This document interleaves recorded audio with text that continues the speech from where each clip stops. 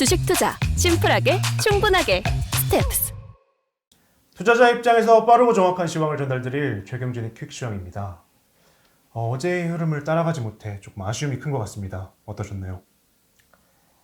네, 오늘은 차를 타고 급하게 가야 되는데 시동을 거니까 시동이 안 걸려가지고 배터리가 방전돼서 긴급 출동 서비스 불러가지고 배터리 충전하고 고속도로 타려고 이제 가고 있는데 기름이 다 됐다라고 불이 들어와서 또 급하게 주유소 가가지고 기름을 넣고 이제 IC를 통과를 하려고 하는데 엔진 오일 등이 들어오네요.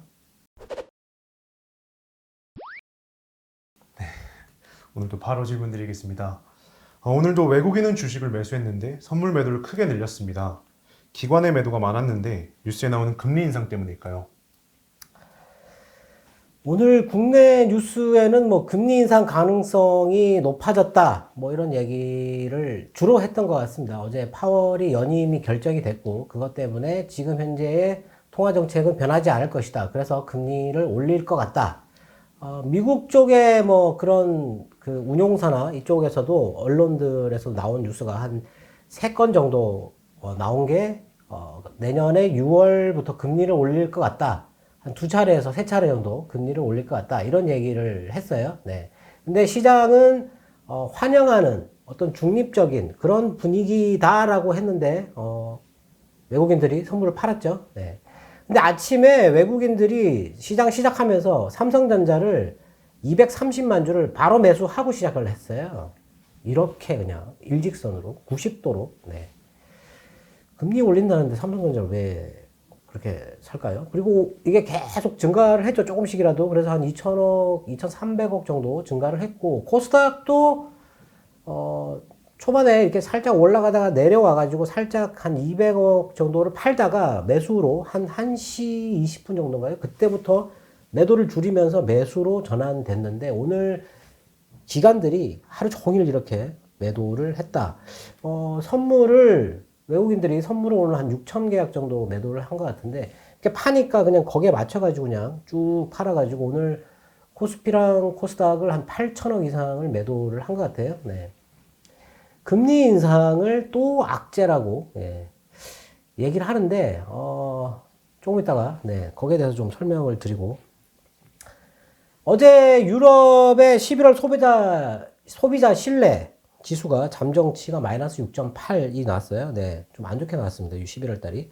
그리고 미국의 10월 기존주택 판매가 지난달에 비해서 0.8%가 증가했어요. 근데 전망치보단 떨어졌는데 지금 현재 그 미국의 주택 거래가 최고치다. 예. 뭐 계속 늘어가고 있다. 대출 금리가 낮으니까 대출 받아서 지금 집을 많이 사고 있다. 이런 얘기를 했고 아침에 우리나라 11월 소비자 신뢰 지수는 107.6이 나왔어요. 이전이 106.8로 떨어졌다가 다시 107.6으로 올라왔다. 우리나라 시장은 이제 코로나 위드 코로나 이래가지고 조금 더 좋아지지 않았을까 싶고 호주의 마르킷 제조 PMI가 58.5, 58.2였는데 58.5 나왔다. 이런 지표들은 근데 크게 중요하지 않았던 것 같고 어제 러시아 시장이 5.5% 넘게 급락을 했어요. 근데 유럽 시장은 그렇게 많이 안 빠졌습니다. 근데 러시아가 그렇게 많이 빠지면 이게 빠져야 되는데 안 빠져서 러시아만의 어떤 문제가 있나? 라고 생각할 수 있겠죠. 러시아에서 비중 갑자기 줄인다.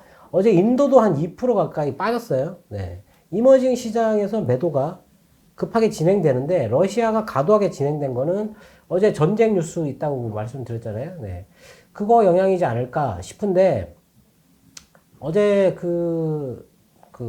뉴스에서 미국 뉴스에서 오늘 밤에 바이든이 전략 비축유 방출 문제를 발표할 것이다 이런 얘기를 했어요. 그랬더니 오페크에서 전략 비축유 방출하면 지금 증산하는 거 재고하겠다 이런 식으로 또 협박을 했어요. 네.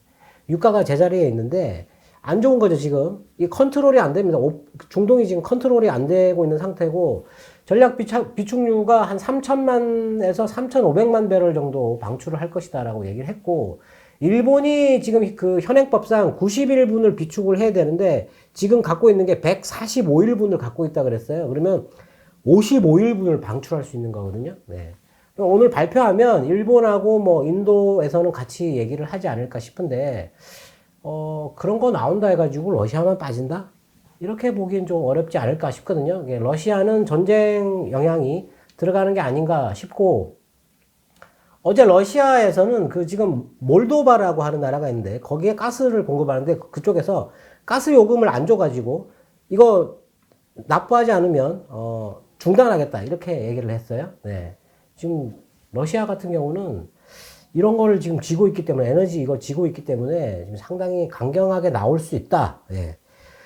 그것 때문에 빠졌다라고 보긴 좀 어렵지 않을까 싶기도 한데 어제 엔비디아 같은 경우가 시작할 때 상당히 높은 가격에서 시작을 했어요. 5% 정도 올라서 시작을 했는데 일직선으로 떨어집니다. 이렇게 쭉. 이 종목만 이렇게 떨어졌어요. 마이너스 3%로 갔거든요. 근데 다른 종목들은 이렇게 좀 중간에 빠지기 시작한 게 12시 20분 정도 빠지기 시작해가지고 2시까지 빠지거든요. 이렇게 일직선으로 나스닥이 떨어집니다. 떨어지다가 회복을 하다가 5시 정도에 다시 급락을 하면서 저점을 깨고 내려가는 기다란 음봉이 나오는 흐름이 나왔어요. 네. 엔비디아를 보면 차익 실현이 좀 이제 나오는 거 아닌가. 지금 안 그래도 차익 실현 욕구가 지금 많죠. 자꾸 비싸다 비싸다 이런 얘기하고 빠지고 이런 얘기를 하니까 그런 게 많은데 러시아도 빠지고 뭐 유가 뭐 이런 싸움도 있고 뭐 전쟁도 난다 그러고 하니까 예. 더 매도가 나오는 게 아닐까 싶거든요. 예. 단지 금리 인상 가능성 때문에 빠졌다. 이렇게 보기 좀 어렵지 않을까 네, 싶습니다. 네. 네. 연준 의장의 교체보다는 연임이 호재일 거라고 했는데 오늘 주가는 빠졌습니다. 시장은 교체를 원했던 것일까요? 오늘 미국 언론들의 반응을 보면 뭐 연임 잘했다 뭐 이런 식으로 한 것 같아요. 근데 브레이너더 그 사람이 더 비둘기 쪽이었는데 그 사람을 부의장으로 임명한 것도 어느 정도 이렇게 조절하는데 좀 도움이 되지 않을까. 그렇다고 해서 파월이 매파가 아니기 때문에 금리 인상을 강하게 가져갈 그럴 거는 아니다라고 해석을 했어요. 그런데도 불구하고 미국 시장이 그런 움직임을 보였다라는 거죠. 그리고 우리나라 시장에서도 외인이 선물을 그렇게 팔았다. 예. 지금 주식 비중이 우리나라 이머징 지수 그 편입비에서 지금 현재 시총이 높다고 말씀드렸는데 주식을 안 팔고 주식을 오히려 샀잖아요. 주식을 사고 선물을 갖고 이렇게 끌어내렸다.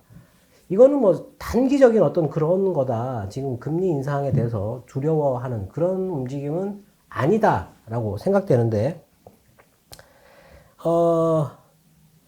JP 모간에서 이런 뉴스가 있었어요. 지금 현재 물가가 높은데 바이든이 어떤 그 정책을 하나 들고 있는데 그게 아주 효과가 클 것이다. 그게 뭐냐면 대중 관세를 완화하는 겁니다.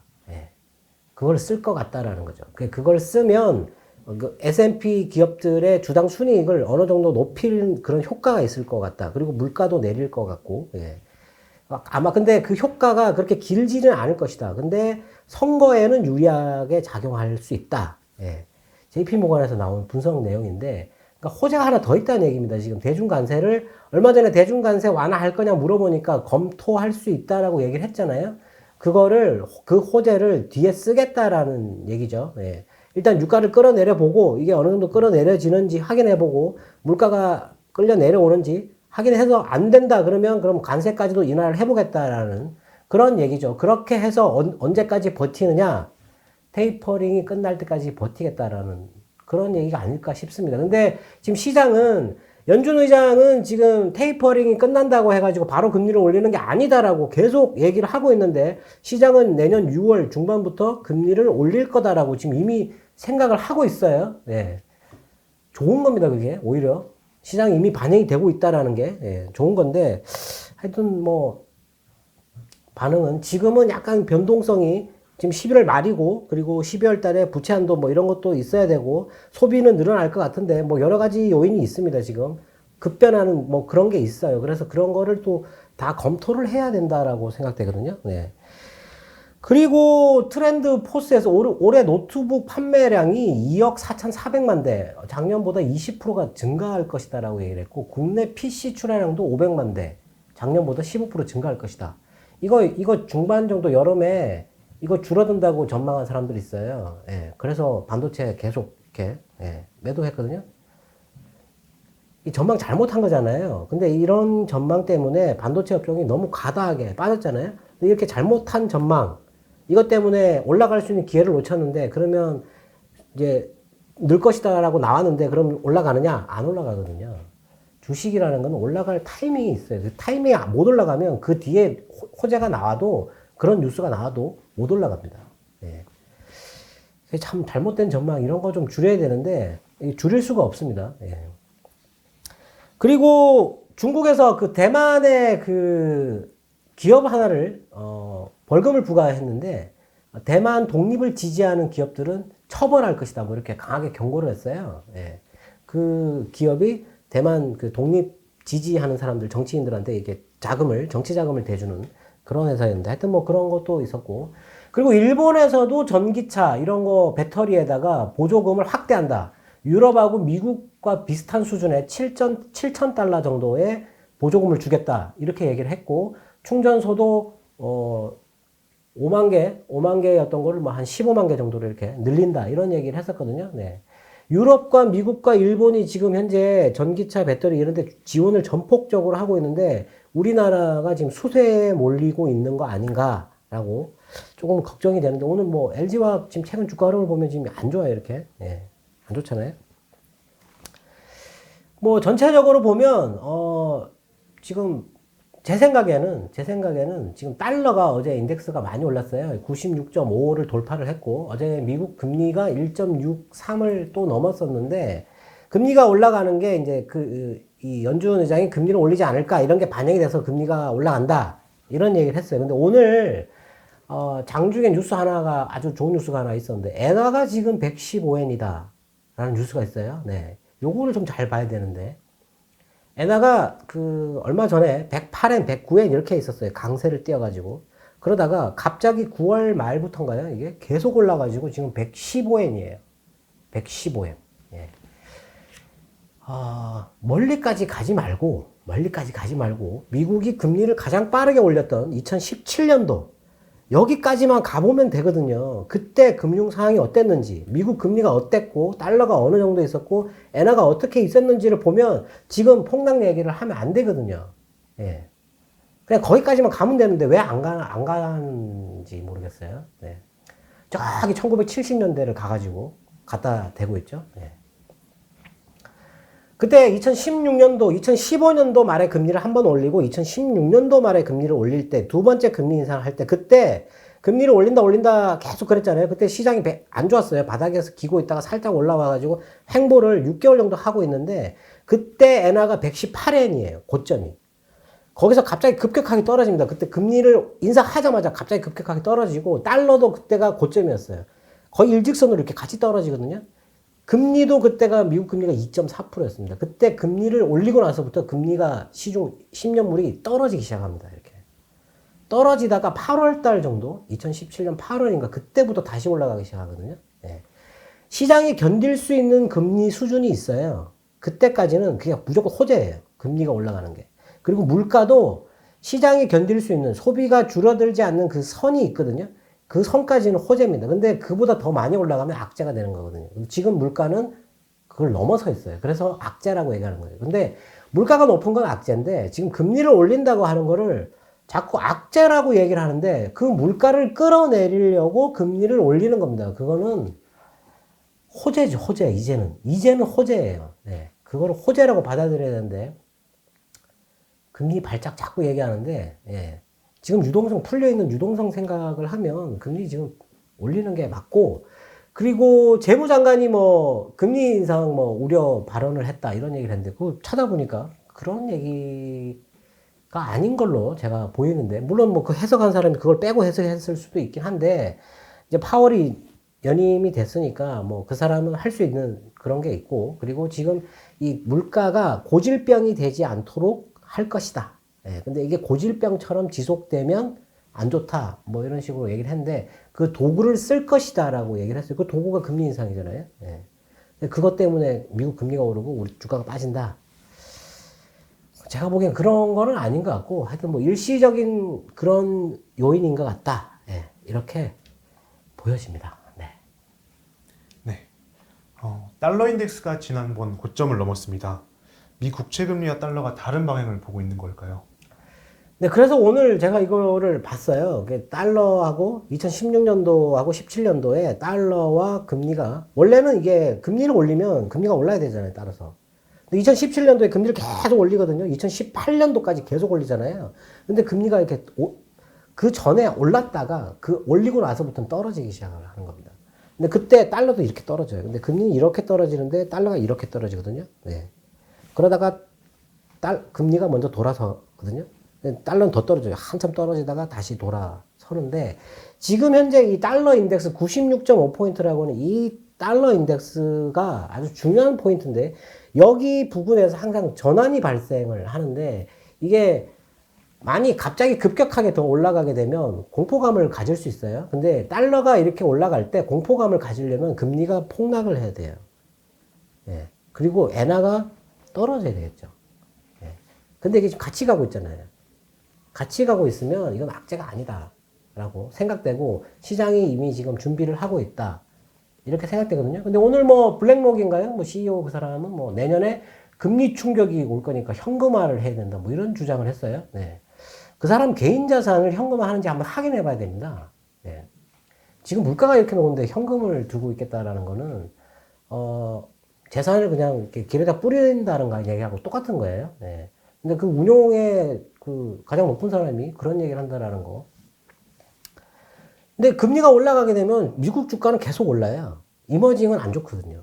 금리가 많이 오르게 되면, 빨리 오르게 되면, 제일 안 좋은 나라가 제가 어디라 그랬습니까? 중국이라 그랬지 않습니까? 근데 오늘 중국 빠졌습니까? 상해는 안 빠졌잖아요. 네. 금리에 가장 민감한 나라가 중국이에요. 중국을 봐야 되거든요. 근데 인도와 러시아가 먼저 움직였다라는 얘기인데, 지금 인도와 러시아는 에너지와 관련된 그런 부분에서 지금 좀 얽힌 그런 게 있다라고 보여지고, 이번에 이머징 지수 편출입 조정하면서 약간의 분위기가, 외국인들의 분위기가 바뀌었다라는 겁니다. 예, 다른 나라를 팔고 우리나라를 산다는 얘기죠. 이거 뭐 부정적으로 볼 건 아닌 것 같고, 지금 현재 뭐 달러가 올라가는 건 지금 현재 여기서 더 올라가게 되면 좀 부담이 커지는데, 엔화가 높이 있다라는 걸 보니까 마음이 놓인다라는 거죠. 예. 일본이 워낙 저금리 국가잖아요. 거기서 돈을 대출, 엔캐리 트레이드라고 옛날에 많이 나왔던 건데, 대출 받아서 해외 투자하는 거죠. 엔이 계속 가치가, 엔화가 계속 올라가는 겁니다. 엔화가. 가치가 올라가는 게 아니고, 예. 엔 달러가 올라가는 거죠. 예. 뭐 그런 걸 보면, 뭐 제 생각에 지금 뭐 이 금리가 올라서 달러가 오른다? 아니면 달러가 올라서 금리가 오른다? 이런 거는 아닌가 하고, 분위기가 이제 금리 상승을 시장이 어느 정도 이제 생각하고 있다. 예. 그전에는 생각 안 했는데, 이제는 생각하고 있다. 왜냐하면 물가가 너무 높기 때문에 저걸 끌어내릴 수단은 금리 인상밖에 없다. 이렇게 받아들여지고 있어요. 근데 그 전에, 미 정부에서 할 수 있는 건 다 해보겠다. 예. 유가도 끌어내려보고, 관세도 인하해보고, 해보겠다라는 거죠. 예. 호재잖아요. 계속 그런 게 호재거든요. 예.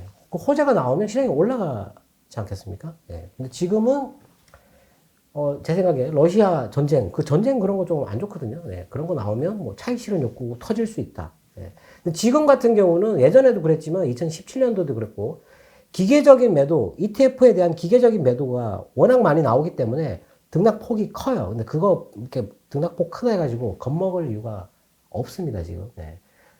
겁을 먹을 때는 미국 금리가 어느 정도 오른 상태라고 제가, 예, 올해 1년 내도록 얘기를 하고 있습니다. 금리가 어느 정도 올라야 되니까 그 전까지는 좀 편안하게 접근을 해야 되지 않을까 싶고, 삼성전자가 텍사스 테일러시로 오늘 밤에 그 텍사스 주지사가 발표한다고 했어요. 네. 아마 그것 때문에 오늘 외국인이 산 것 같은데, 어느 정도의 투자 뭐 이런 거 얘기를 할 것 같아요. 네. 우리나라 시장은 반도체가 이제 끌고 가지 않을까 이렇게 보여지거든요. 네. 그리고 오늘 우리나라에서 그 미국의 무역 확장법 232조 요거 지금 철강 관련돼서 요거 재협상해야 된다라고 요청을 했는데, 그래서 오늘 철강도 올랐잖아요. 지금 현재 우리나라 철강 수출이 70%로 제한돼 있거든요. 이거 풀어달라는 거죠. 지금 미국하고 일본하고 유럽은 풀어주는데 왜 우리는 안 풀어주느냐. 풀어주라. 이런 얘기죠. 요거 풀어주면 뭐 비축료 조금 생각해볼게. 뭐 이렇게 나와야 되는 거잖아요. 네. 호재가 있다. 네. 호재가 있다. 뭐 시장이 오늘 또 반도체가 오르다가 살짝 내려왔는데, 네. 좀 기대해도 되지 않을까 싶습니다. 네. 네. 오늘도 투자자분들의 궁금증이 해소되었길 바라겠습니다. 근데 오늘 밤에 미국 시장이 좀 중요한데 어제와 같은 그런 기다란 음봉이 나오게 되면 차익 실현이 이제 시작된다 이렇게 봐야 되거든요. 그래서 오늘 비중을 줄여야 되나 말아야 되나 고민을 좀 했는데 뭐 시장이 많이 빠질 것 같아서 비중을 줄인다는 게 아니고 이익 난 거 팔아가지고 더 떨어지면 싸게 사면 되잖아요. 네. 그런 쪽으로 활용해야 된다. 계속 들고 있는다고 답이 아니다라고 생각되고 그리고 질문에 그 삼성전자를 들고 있다가 팔아가지고 카카오 게임즈 사셨다고 네, 하셨는데 MSCI 지수 편입할 때 종목을 한꺼번에 삽니다. 월말에. 예, 한 번에. 그때 가격 불문하고 그냥 사버려요. 예, 가격이 확 올라가잖아요, 종가에. ETF, 뭐 골프 ETF 나온다 그러는데 그 ETF 주식도 미리 사느냐?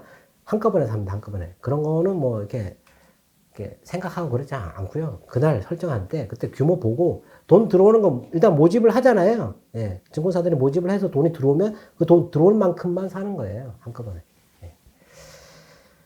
그리고 바이오 제약 왜 안 올라가냐고 이렇게 물어보셨는데, 지금 삼성 바이오 쪽은 호재가 있었는데, 셀트리온 쪽이 악재가 터졌어요. 네, 바이오 쪽으로 매수가 지금 들어갈 수급이 아예 없다. 수급이 없다. 네, 메타버스 쪽에 다 들어가고. 그래서 지금 안 좋다. 업황이 안 좋은 게 아니고, 네, 바이오도 살 게 없으면 사는 게 바이오거든요. 네, 근데 지금은 메타버스라는 게 있다. 라고 생각됩니다. 그래서 조금 기다려야 되지 않을까. 기다리면 네, 다 올라갈 것 같습니다. 네, 저희는 내일 다시 찾아뵙겠습니다. 지금까지 최경진의 퀵시황이었습니다. 감사합니다. 녀석들 잠도 안 자고 계속 움직이네. 노는 달러 없이 24시간 열일 중. 스텝스.